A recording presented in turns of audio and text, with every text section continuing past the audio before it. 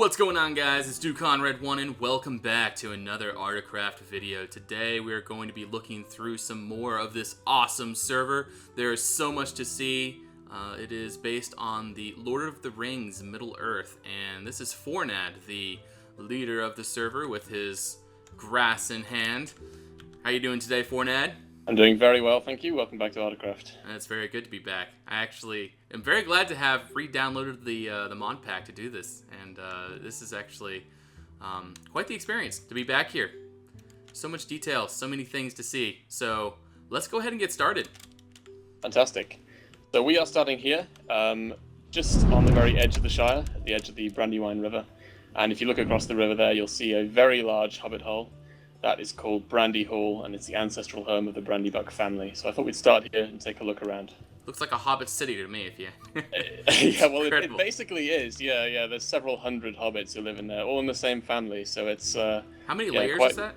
That is 3 main ones, but there's others. Wow, it's crazy. So yeah, it's took a while to build. This here is the Bucklebury Ferry. You see this in the movies. This is kind of the only bit around here that you see in the films. This is where they jump on as they run away from the Nazgul, and Frodo has to kind of do this long leap to get to it.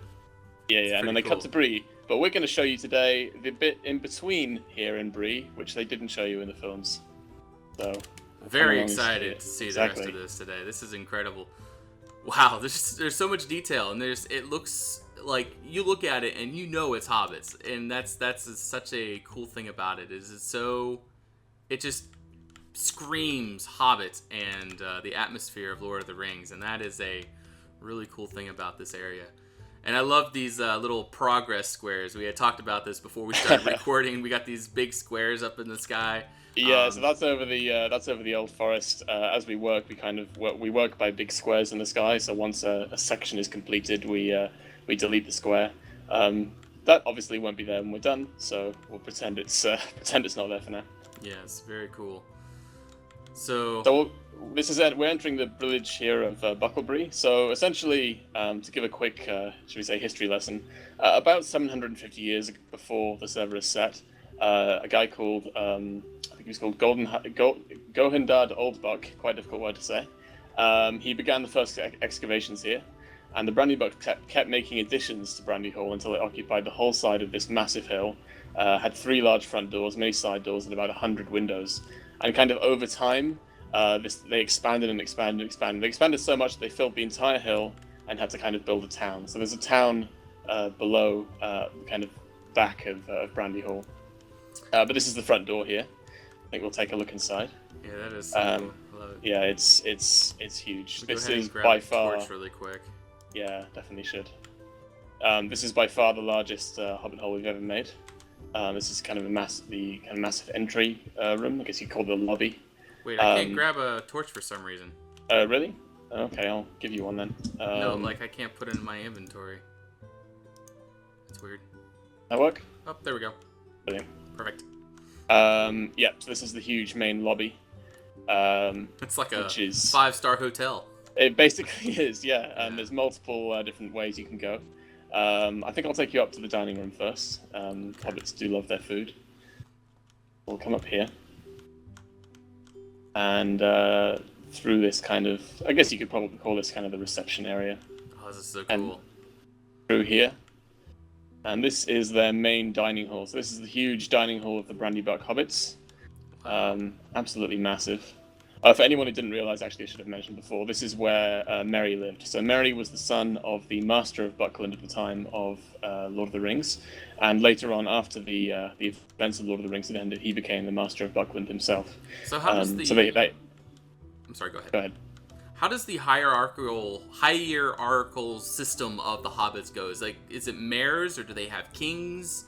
It's quite complex. So essentially, Buckland is a weird little colony of hobbits, you could say. It's kind of politically separate from the main Shire. So the Shire was where we started the video, of the other side of the Brandywine. That's the vast bulk of where all hobbits live. Yeah. And they have a mayor, and they also have a thane. So the mayor is the political head, and he makes all the political actual decisions. And then you have the thane, who's more like the kind of constitutional monarch. And the thane represents the authority of the kings of Arnor who gave the land to the hobbits originally. Now they don't exist anymore, but he is still sort of recognized as being the legitimate heir to that authority in the Shire. And then over here in in Buckland, which is this small strip of land on the east side of the Brandywine, you have the Master of Buckland, who kind of holds sway over this whole area, and he's kind of politically independent from the rest of the Shire. That's a quick rundown. Oh, very cool. It's yeah, there's a lot of lore obviously in Lord of the Rings. Yeah, I was curious about that system. I was wondering how that all worked out as far as leadership is concerned. I love these tile floors. Kitchen. This is so cool. I like this. Yeah. Nice. So it's a big old kitchen. I think what we'll do now is we'll quickly go and see the master's quarters, and then we'll move on, because there is so much you can see in this hobbit hole, and we don't have time to see it all today. So this is where the master lives, the Master of Buckland. Okay. As you can see, he's got this big study with all his books. Actually, Brandy Hall was known for having one of the largest collection of historical books and records. In particular, many works dealing with Eredor and some with Rohan as well. And they were all kept here, essentially.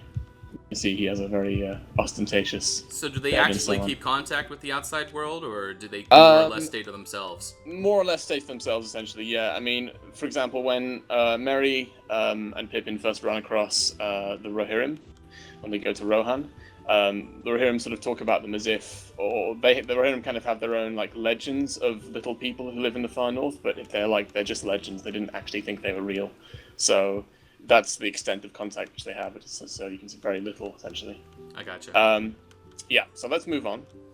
Also, while we're moving on, why don't you go ahead and explain to the viewers how they would download this mod pack and how they would be able to join the server for themselves and maybe come build here. Sure. So basically, you go to our website, which is at ardacraft.me. You can probably find a link in the description. Then you go to the mod pack tab at the top, and there are several options there. You can either download our launcher, which works for most people, but if the launcher doesn't work for you for whatever reason, you can try the self-install, which is very simple. We have a video explaining how to do that. We also have steps explaining how to download and run both the launcher and the self-install. So it's pretty simple. Anyone who's run a mod pack before or used any mods shouldn't have a problem, and even if you hadn't, it's really not very difficult. So you can find all the information there. Yes. And after that, join the server. You guys should definitely consider coming on over and checking out Ardacraft, because they do have some incredible things to see. It is very well done. Again, it's with the Conquest resource pack. It is modded and it is added to, so it is very. There's a lot more to it than what we are used to on Conquest, but exactly, it's similar to Westroscraft in a way, in that we add lots of blocks, and I know you've done videos on there, so it's essentially the same concept except with Conquest. Yes, sir. All right, so where are we going now? We are going to the little house called Crickhollow, and I think it'd be cool actually if we just fly up for a moment and take a look at the fields around here. It's always a nice little look at the patchwork. That is something I've always loved about servers like this, where it's large open fields. It's so open and everything's connected. You got the roads everywhere. So well done. Respect for that. I love these fields. Exactly. The fields took us a while, has to be said. This house looks unique here. It is quite unique, yes. So essentially, Crickhollow is connected to Brandy Hall in the sense that it is where some of the Brandy books would come occasionally if they wanted to get away from the kind of daily hustle and bustle of Brandy Hall, and they'd come here for a kind of small holiday. Now, this is connected quite intimately with the story of Lord of the Rings, because when Frodo left the Shire, he didn't just leave the Shire without announcing it. He said, I'm going to go and live in Crickhollow, and I'm going to sort of have a nice, quiet retirement away from Bag End. That was his official story anyway, but he only stayed here for a night, in fact, and then he went on to the Old Forest. But yeah, this is it's a nice little house. You can see it's got a grass roof, which is kind of like an older style in the Shire. So when they originally started only with hobbit holes, but when they started to make buildings, they kind of built them in the style of hobbit holes, as you can see. So it still almost looks like a hobbit hole from above. And we have a lot of buildings like that in the Shire, actually. They only started to use stuff like tiles later on. This is very cool. I really like this style of house. Very well done. So I think we can probably push on now to the Old Forest, which is definitely it's an expansive forest, one of the largest on the server, actually. It's about 1,000 blocks across. Okay, so this is not where the Ents are? The Ents are... The Ents are in Fangorn, yeah, Fangor, which is many miles away from here, but there are some kind of more active than usual trees in here, shall we say. Okay. So sort of Entish, but they don't walk about. Gotcha. Anyway, so this is the entrance. Kind of shut with an iron gate, as you can see. And the hobbits were very distrustful of this place, and with good reason. The trees essentially, about 100 years before Lord of the Rings, tried to overreach the hedge, the High Hay as it's called, and they tried to attack Buckland. So the hobbits came in, cut a lot of them down, and piled the trees up further inside the forest and burned them, and made a glade called Bonfire Glade, which we'll see in a bit. But this area here is, as you can see, there's lots of burnt stumps, there's fireweed growing. So this is the place where they've recently cleared out a lot of the forest. And so the trees and the hobbits don't get on too well. Yes, it seems like they are at in a battle of sorts. They are, yeah. That's been going on for a long time. And it is very So dark. as soon as we come into the forest, yeah, it's dark, it's overgrown, it's mossy, filled with roots and things that want to trip you. Definitely a certain atmosphere wanted to get in this forest, and it was not one that was friendly to things that walk about on two legs. So the trees would be more or less minds of their own, trying to kill people and such like that, right? Exactly, yeah, Okay. yeah, and some of them were worse than others, as we'll see in a bit. So this is Bonfire Glade. This is where they cut down the trees and burned them, and the hobbits came across this as they went through. Very cool. Okay. And we'll go further in. So this is a pretty big forest, as I said. It's nothing compared to some of the forests we're eventually going to make. Mirkwood, for example, is going to be 11,000 blocks from north to south. But this is still pretty expansive, and a lot of it is kind of hand-detailed and handmade. So there's a lot of work that's gone into this. I can see all the half slabs and little details here and there to really make it pop. The little bushes and it's and very there's cool. some mistletoe above us actually in the trees. See? Stay away from me. But it's pretty neat. The detail here, it actually looks like a forest. It feels like a very immersive forest, and that is a really cool thing to have done that. Yeah, I mean, one of the big things we emphasize on the server is nature, and making nature just as important as the builds we make, because we think that when you walk from place to place, you don't want to be walking in kind of boring default Minecraft terrain. Obviously, yes, you want everything to look as good as your builds. So we definitely like to emphasize that. So this is the Bear Hill. They came across this, and this has a really nice view actually over the valley of the Withywindle. So that might load in for you. As we talk so what are we looking for? Some buildings this way? No buildings. No, it's just still forest. Still all a forest. Yeah, but you can see the land dips down, and that dips down to a river called the Withywindle. Okay. Should be able to see that. You won't be able to see the river, but you'll be able to see the valley. And they looked out across this, and I think they ate lunch here. And then they went on further into the forest.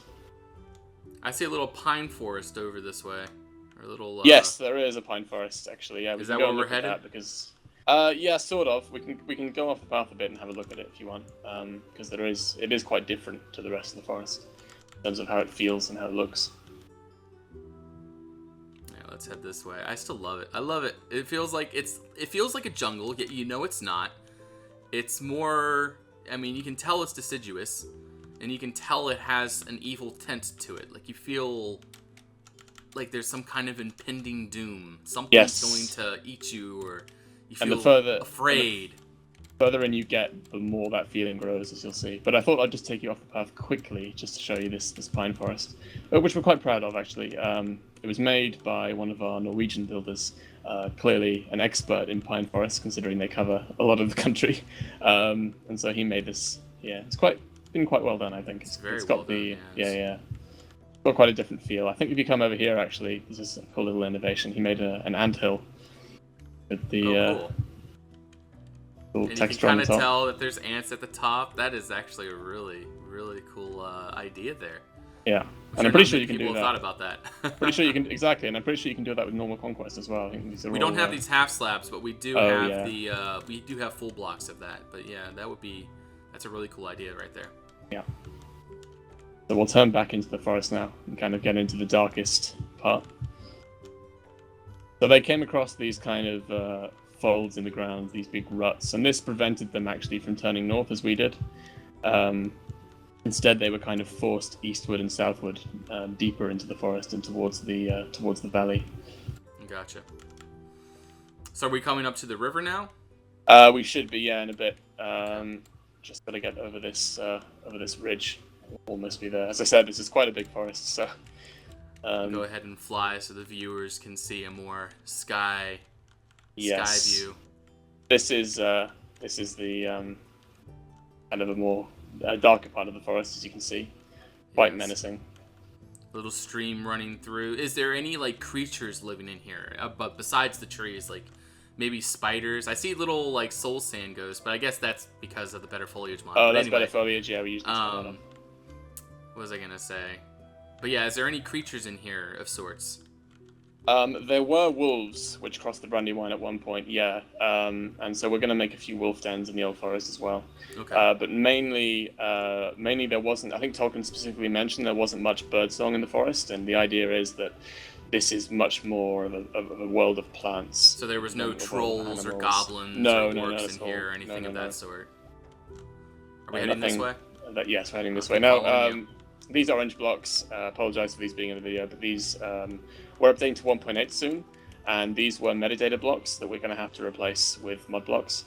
Okay. So yeah, it's something we're moving on to in the next few months. Yeah, you gotta. Oh, I like this. This is cool. Little wooden bridge, walk over. Okay, and then there's cool. fallen willow leaves in the water, which is something that Tolkien specifically mentioned. That is really cool. Love it, and you can walk over it too. Yeah, something we'd like to remove in the future. Again, all a work in progress. But now we're coming up to Old Man Willow. Now he is by far the worst tree in this wood. He's been around since the very earliest days. He remembers the days where this forest covered an area between here and Fangorn. So a huge, vast primeval forest that was mainly cut down by the Númenóreans, who were Aragorn's ancestors. And he kind of lives in this last bastion of the ancient woods and hates all things that go about on two legs. And he captured the hobbits. They kind of sat by the river here, Frodo did. He was turned into the water, and Merry and Pippin were locked inside the tree. So, and they were only saved by the appearance of Tom Bombadil. Oh, very interesting. So does Tom Bombadil live in this forest then, or...? He lives on the very edge of it, yeah. We'll go to his house now. But yeah, you can see this is a huge willow tree. And I guess if you go ahead. If you fly up, you can get a sense of it within the forest itself. But yeah, for those of you that don't know, Tom Bombadil is one of the... How many wizards are there? He's not a wizard, actually. Oh, really? No. He is... Well, he is... no one knows what he is. He's one of the many mysteries in Tolkien's work that Tolkien left intentionally obscure. So I think Frodo did ask what Tom Bombadil is, and his wife just answered he is the master of Wood and Hill, and that's all that we ever got. So some people have said he's God. Some people have said he's one of the spirits like Gandalf, but not a wizard, but a spirit like him. Or some people have even said, look, he might be the Witch King. They were never appeared in the same room together. So no one knows. This is a badger den here, actually, as you can see. Yeah, I found that really cool. I like little details like that. I didn't know what it was. It looked like a cow at first, but I was like, that's not a cow. Yeah, now we're emerging out. Basically, he has the powers of a wizard. Maybe more powerful. Is that what you're saying? Oh, far more powerful. Yeah, essentially, he takes the ring off Frodo, puts it on, doesn't disappear, and just laughs. I don't know. They make him seem weaker than Gandalf in the movies. Was that intentional? Well, he's not in the films. He's not in the movies at all. I think you might be getting him confused with Radagast. Radagast, Brown, yes. Okay. Yeah, Tom Bombadil was someone else entirely. Okay, yeah, I'm remembering Bombadil now from he's the guy in Battle for Middle Earth that hops around and does his little swinging the hand motions. And he just sings. Yeah. Away. Okay, exactly. I understand now. So this is his house. He lives here with his elven wife Goldberry. He lives on the very edge of the humbly. Barrow Downs. Exactly. And he has been here longer than literally anyone. He has been in Middle-earth longer than as he said, long before the Dark Lord came from outside. So before Morgoth's entrance into the world itself. You think he'd live in something a little more grand? You'd think so, but he is a funny character, and he is, I think, quite humble in his own way. Yeah. So this is an exact recreation of the description from the books. This little bedroom here on the bottom floor. Okay. This is where the hobbits. Oh yeah. Oh yeah, the 3 beds down here. Yes. Yeah, this is where the hobbits stayed. Oh, I love that painting. Yeah, it's a nice little tapestry. That's what Tolkien mentioned. That's cool. Love it. Yeah, so a very small little house. That's definitely very unique in Middle Earth. So where does Tom live? Tom lives upstairs. Well, yeah, sleeps upstairs. I think. Yeah, if you just head upstairs, you should be able to find it. Okay, heading upstairs. See storage. Oh, I got you. All right, so this is where they sleep. Very cool. Yeah. All right. So let's keep moving on. Indeed. I think what we'll do now. Great builds to explore. Exactly. I think what we'll do now is move into the Barrow Downs. Now, these Barrow Downs, these were essentially a range of hills to the east of the Old Forest. Very barren, very empty. If I'm not mistaken, there are a bunch of graves somewhere around here? Exactly, yes. So if we move directly east, we'll find them. So I'll give you another quick history lesson. Always fun. These were originally inhabited by kind of wild men, but eventually when the Númenóreans came, when they met with the Númenóreans, the Barrow Downs became the first places where the Númenóreans settled, or one of the first places. And they became revered because of the great barrows, or the great graves that lay on top of the hills. Now, they were eventually incorporated into the kingdom of Arnor, which is the sister kingdom to Gondor in the north. I think I mentioned it in the last video. They're eventually incorporated into that kingdom, but that kingdom was destroyed bit by bit by the Witch King and his armies from Angmar. And when that happened, when the Barrow Downs were finally taken, they became like a last place where the men of Cardolan, which is a successor state to Arnor, held out before they were all killed. They became cursed, essentially, by the Witch King. All the barrows, all the graves that were here were cursed forever, and all their spirits and all their dead people inside essentially rose up and became wights, Barrow wights, as they were called. Oh, okay. Yeah, I remember playing the Angmar expansion and coming through here with the armies of Angmar, and the wights would... No, I forget. Were we fighting the wights? I don't know. But one way or the other, I remember coming through here. Yeah, the wights. Then again, how historically accurate are the games? Oh, those games. I mean, that I remember playing that story of Arnor expansion. It was fairly good, actually. They went through most of the major events. I mean, to be fair, Tolkien never really said much about it anyway, so they had a lot of freedom. This is the kind of standing stone made out of granite that the hobbits rested against, and this is it natural or is it sculpted? It's been placed here. It's like a megalith, essentially. Are all these megaliths that we've been seeing around? Like all these little standing stones? Yeah, these are all been placed. They're all markers for graves, essentially. Alright, let's go ahead and fly for a little bit, This here is the Great Barrow across from us here. And there are a kind of series of these across this last range of hills. And these are where the dead live, essentially. And this is the one. Can we just go in one for really quick? We can go in one, absolutely. It's very dark, though, so I recommend you get a torch out. Yeah. I'll go ahead and change my shaders really quick to something lighter. Yeah. There we go. Much lighter, much better. Oh, this is cool. All right. Oh, I love this idea. And the chests are glitching out. So you can see that it's been opened. Yeah. And the dead walk. Oh, I love this. This is amazing. Yeah, and this is actually directly based on a layout of an ancient barrow, which was found in, I think, Scotland. Mm-hmm. So again, it's the historical research that goes into our builds, even comes to things that are quite fantastical, like the Barrow Downs themselves. If you follow me, this is kind of it's a big circle, essentially. If you follow me around, this here is the main burial chamber. Oh, cool. So this is where, say, not the king, but a lord, a baron, a lord some would kind be of possibly wealthy a king, man actually. would be... Yeah, possibly a king. Because and then his family would be buried around, or would be soldiers? Yeah, it would be buried around. There's two here, possibly a brother and sister, who knows. Okay. Again, they've been opened. Oh, that's really cool.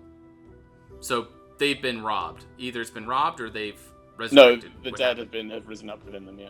Oh, gotcha. Okay. No one would dare to try and rob these, which is why all the gold is still lying about. You see on the floor. Yeah. Yeah. Sorry. should have noticed that. Yeah, of course. But this looks like a legit crypt right here, and yeah, that's really cool. Really good job with that.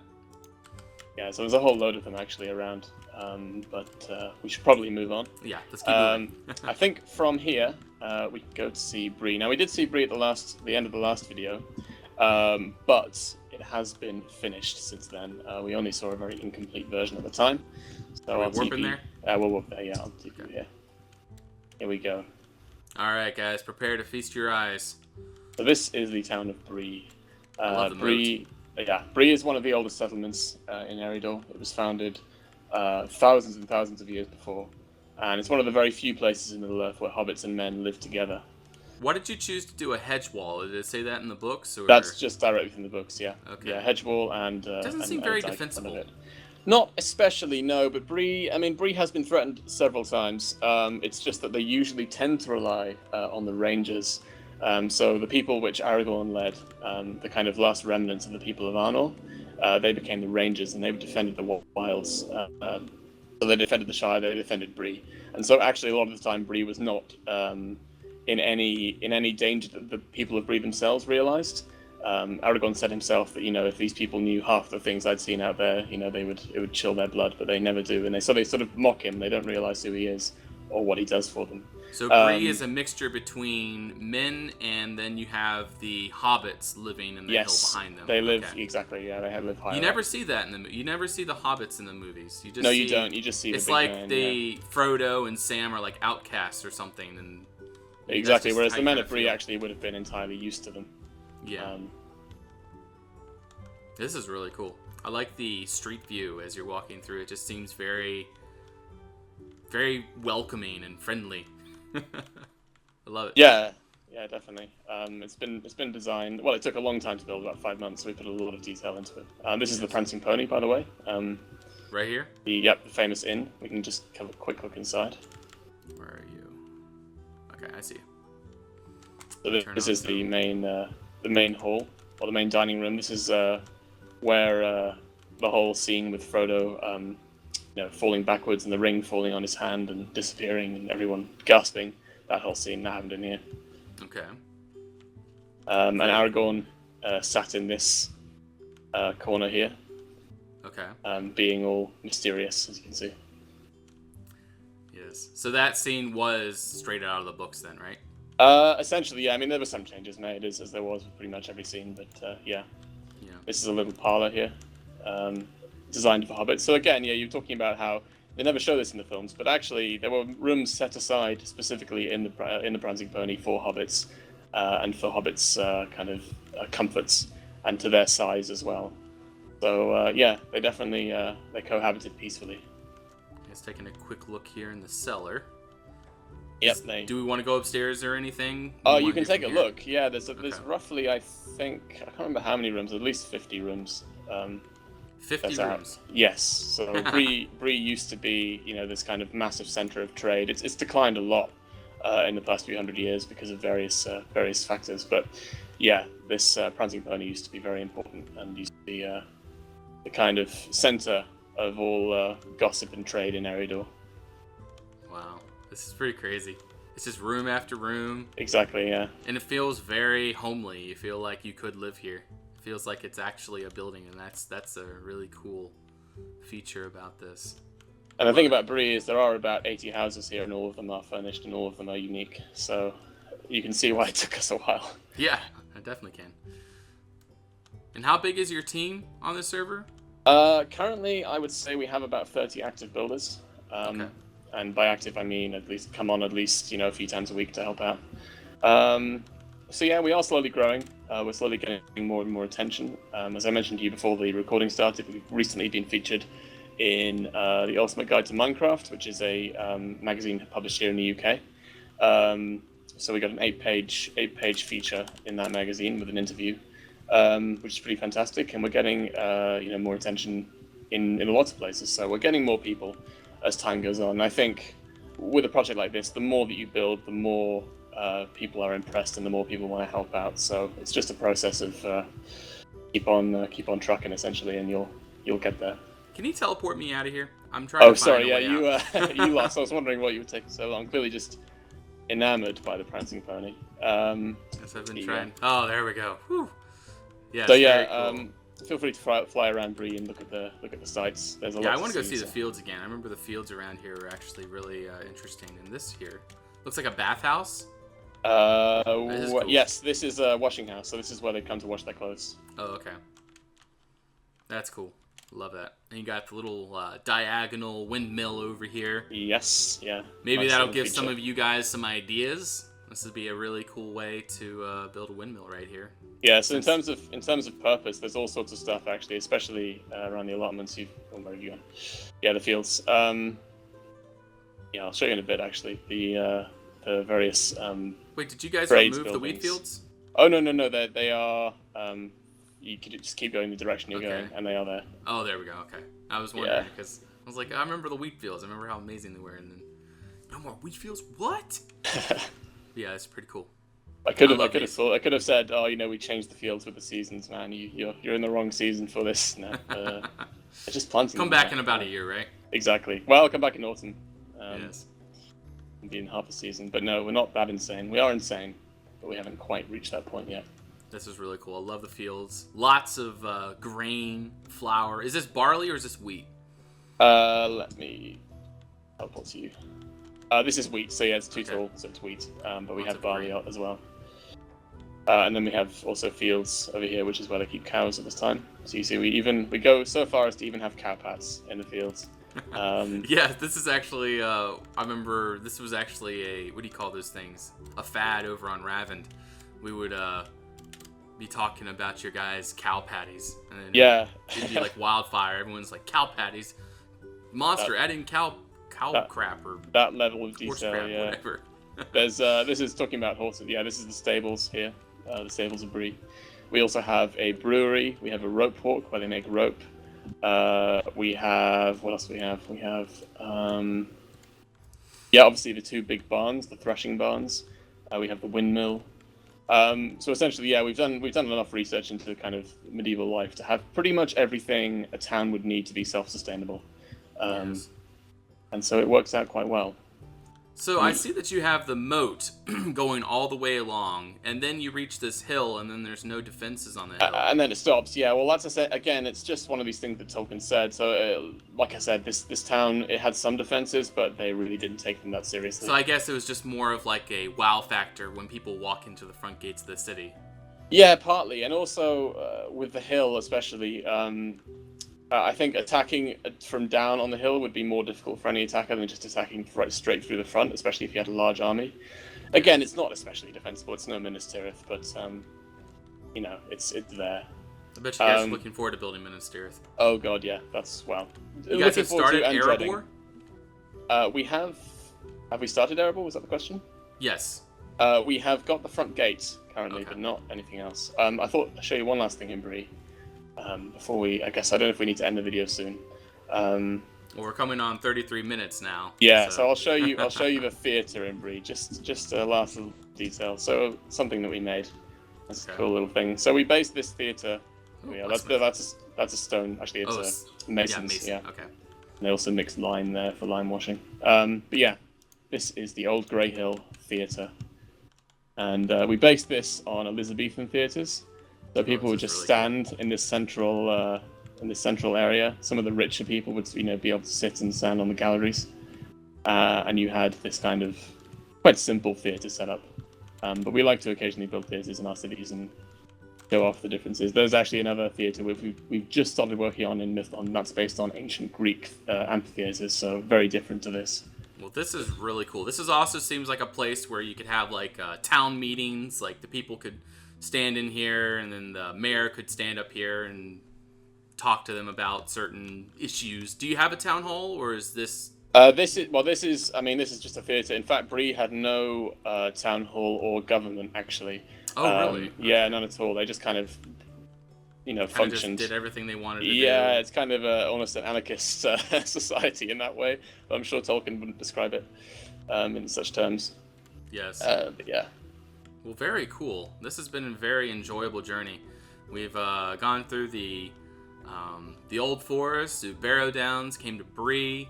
Where else did we explore through today? I remember we went through that one Hobbit area. We went through Brandy Hall, Buckland. Brandy Hall, yes. Yeah. That's all very sorts. cool. Well, this has been very enjoyable. I appreciate you showing me through and showing the viewers through. If you could tell the viewers one more time on how they can join the server, that would be awesome. Of course. So you just go to ardacraft.me, which will be in the description. You might link directly to the modpack page as well. You go to the modpack page, there are instructions there. You can download the launcher or the self-install, very easy to do. And then you just go mc.ardacraft.me, which is our IP, and join, and feel free to explore, because there is so much more. Something to emphasize, I guess, is there is so much more to explore in the server than what we've seen in this video. There's only scratching the surface, really. We have so much detail, so many different villages and locations to have a look at. So I really do urge you to come on and have a look for yourself. Exactly, guys. Come on over, check out Ardacraft, and maybe even be a part of their community. They are recreating the world of Lord of the Rings, the world of Middle-earth, and they are doing a fantastic job, as we have seen through so far today. The video that I had recorded before this, of just looking through the Hobbit area, the Shire, you guys can check that down in the description below and watch through that. But I really appreciate you guys watching. Don't forget to like, comment, and subscribe. I will see you on the next one. Till then, bye-bye.